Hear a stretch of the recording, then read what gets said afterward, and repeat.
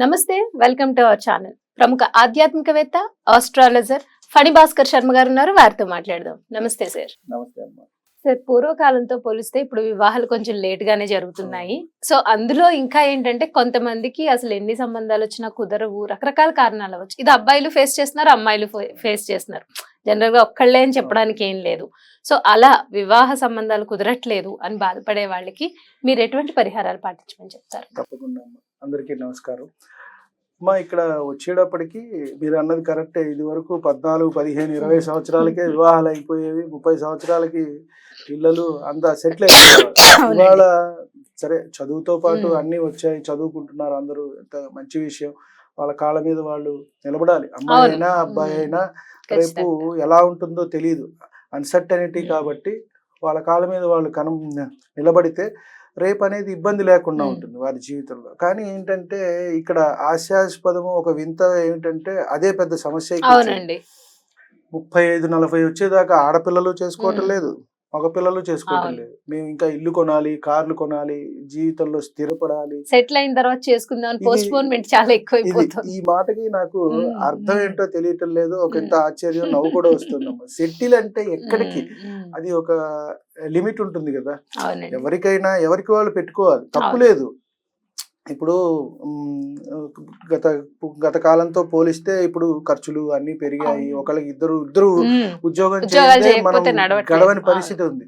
కాబట్టి కానీ సెటిల్ అవటం అనే ఆ సెటిల్ కి ఎక్కడ ఫుల్ స్టాప్, అది ఎక్కడ అంతం అనేది ఉండదు. అది అన్ని కామానే వస్తూ ఉంటుంది. ఇల్లు కొన్నాను, ఫ్లాట్ తీసుకుంటాను, కార్ తీసుకోవాలి, లేదా ఫారెన్ వెళ్ళి వస్తాను, లేదా అక్కడ వాళ్ళని చేసుకుందాం, తప్పు లేదు ఆలోచన. కానీ ఒక ఇంత దీనివల్ల మంచి వయసులో చేసుకోవాల్సింది, మంచి వయసులో మనం ఏదైతే అంటే ఇది తప్పు మాట అని కాదు, ఏదైతే మనం మంచి సమయానికి జరగాలో అవన్నీ జరగాలి. అంటే జీవితంలో అతి ముఖ్యం కదండి. దీన్ని పోస్ట్ పోన్ చేసేసుకున్న తర్వాత ఎప్పుడో అంటే అది కరెక్ట్ కాదు. 40 సంవత్సరాలు 50 సంవత్సరాలు వచ్చిన తర్వాత మనం ఏమి చూడలేము, ఏమి ఎంజాయ్ చేయలేము, ఎటైనా వెళ్ళలేము. ఇక దాని తర్వాత సంతాన సమస్యలు వస్తున్నాయి. సో ఇప్పుడు ఉన్న పెద్ద సమస్యలల్లా వివాహము, సంతానము, అయిన తర్వాత విడిపోవడం, కోర్టు సమస్యలు, ఇవే ప్రస్తుతం మన భారతదేశంలో చాలా ఎక్కువైపోయినాయి. ముందుగా మనం చూసుకుంటే అమ్మా కొన్ని దోషాలు ప్రతి జాతకంలోనూ ఉంటాయి. జాతకంలో దోషం లేకుండా ఎక్కడా ఉండదు. ఎందుకంటే ఉన్నవి 9 గ్రహాలు, అవే తిరుగుతూ ఉంటాయి. 12 లగ్నాలు, 12 రాసులు. కాబట్టి ఎక్కడ ఏది ఉంది ఏమిటి దానికి అనుగుణంగా మనం చూసుకున్నట్టయితే, ముఖ్యంగా మీరు అడిగింది వివాహం ఎందుకు లేట్ అవుతోంది అంటే, ఆడవారికైనా మగవారికైనా సప్తమాధిపతిని చూడాలి మనం. లగ్నం మనం అయితే సప్తమాధిపతి ఆపోజిట్ జెండర్. కాబట్టి ఆ అమ్మాయి అయితే అబ్బాయి, అబ్బాయి అయితే అమ్మాయి. కాబట్టి ఆ సప్తమాధిపతి ఎలా ఉన్నాడు, ముఖ్యంగా శుభగ్రహంగా ఉందా, పాపగ్రహంగా ఉందా, లేదా పాపకత్తిరిలో అంటే 2 పాపగ్రహాల మధ్యన, రవి రాహు 2 పాపగ్రహాలు అంటాం, వాటి కత్తిరిలో పడిందా, లేదు ఉచ్చస్థితిలో ఉందా, నీచలో పడ్డారా అంటే బలం కోల్పోవటం. దీనివల్ల ఏమవుతుందంటే డిలే అవుతూ ఉంటుంది. ఆ బలం ఉన్నప్పుడు మంచిగా తొందరగా జరిగిపోతుంది. కొంతమంది చూస్తే 20, 24, 16, 20కే అయిపోతూ ఉంటుంది. కొంతమంది 30 అయినా కాకపోతే. కాబట్టి ఇటువంటి సమస్యలతో చాలా ఇబ్బంది పడుతున్నారు. ఇప్పుడు వారి వ్యక్తిగతంగా జాతకం మనం పరిశీలించాలి. అలాగే గురువు దీనికి ముఖ్యమైన కారకుడమ్మ. మనం రాశి చక్రంలో చూసినప్పుడు గురుబలం ఎలా ఉంది, శుక్రబలం ఎలా ఉంది అని. అమ్మాయిలకైతే మనం గురువుని కూడా చూడాలి, అబ్బాయికి అయితే శుక్రుని కూడా చూడాలి. ఒక్కొక్కసారి సప్తమాధిపతి శుక్రుడు ఒకడే అవ్వచ్చు. ఇప్పుడు ఉదాహరణకి వృశ్చిక లగ్నం తీసుకున్నాం అనుకోండి, సప్తమాధిపతి శుక్రుడే అవుతాడు. కాబట్టి శుక్రుడిని పరిశీలించుకుంటే సరిపోదు. అదే అమ్మాయికి మిథున లగ్నమో లేదంటే కన్యా లగ్నమో అయిందనుకోండి, సప్తమాధిపతి గురువే అవుతాడు, గురువుని చూసుకుంటే సరిపోదు. వేరే లగ్నాలకు చూసినప్పుడు అమ్మాయిలకి మనం గురువుని కూడా చూడాలి, గురుబలం ఎలా ఉంది ఆ అమ్మాయి జాతకంలో అని. అలాగే అబ్బాయికి చూసినప్పుడు శుక్రుడు. ఈ 2 కూడా మనం పరిశీలించుకుంటూ సప్తమాధిపతి ఎలా ఉన్నారు, బలం ఎలా ఉంది అని చూసుకుంటూ మనం వెళ్తే గనక మంచిగా ఉంటుంది. ముఖ్యంగా రాహుకేతువులతో కలిసినప్పుడు ఇబ్బంది అవుతుంది, లేట్ అవుతుంది.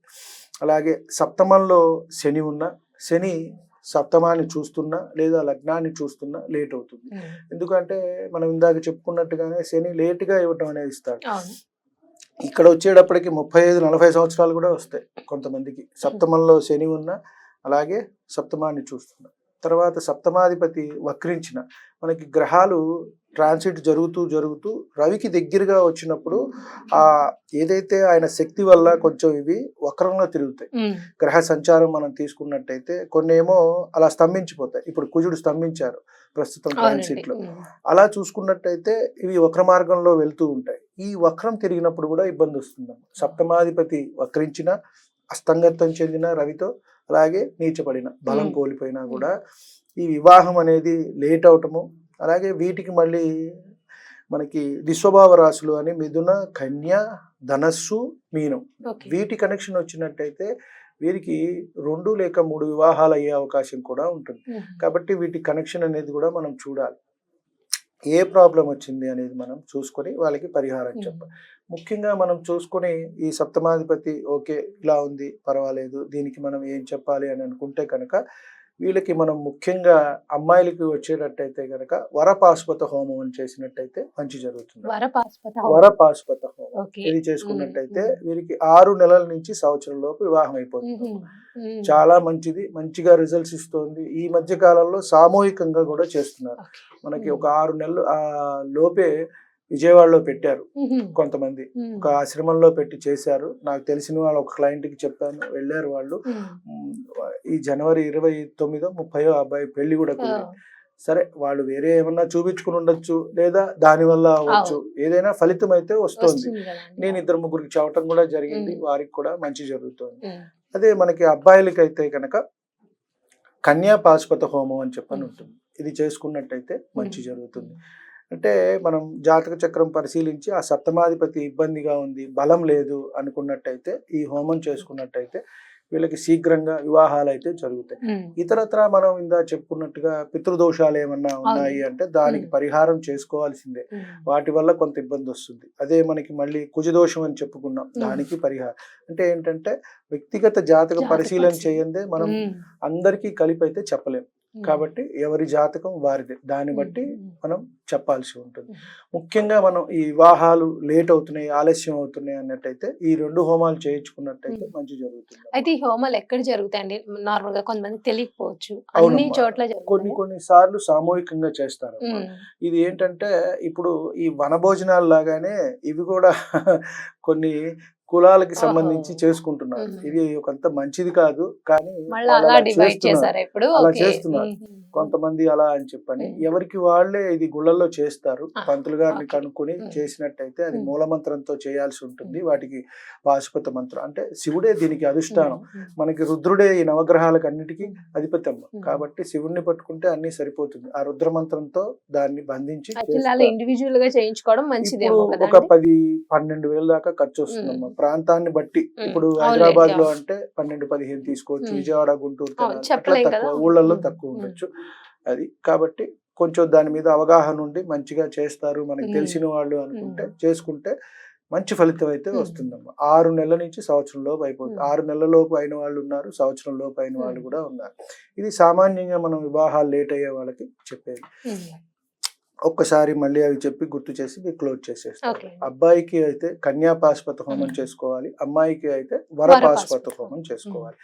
ఇది చేసుకున్నట్టయితే మంచి రిజల్ట్స్ ఇస్తుందమ్మా. అతి శీఘ్రంగా వీరికి వివాహం జరుగుతుంది.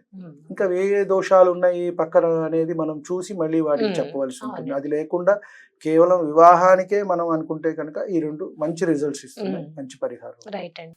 వివాహ సమస్యలతో బాధపడేవారు వివాహం త్వరగుతున్నారు. చాలా మంచి విషయం అండి, ఇది చాలా మందికి ఉపయోగపడే యూస్ఫుల్ లైన్ చెప్పారు. థ్యాంక్ యూ అండి. మంచి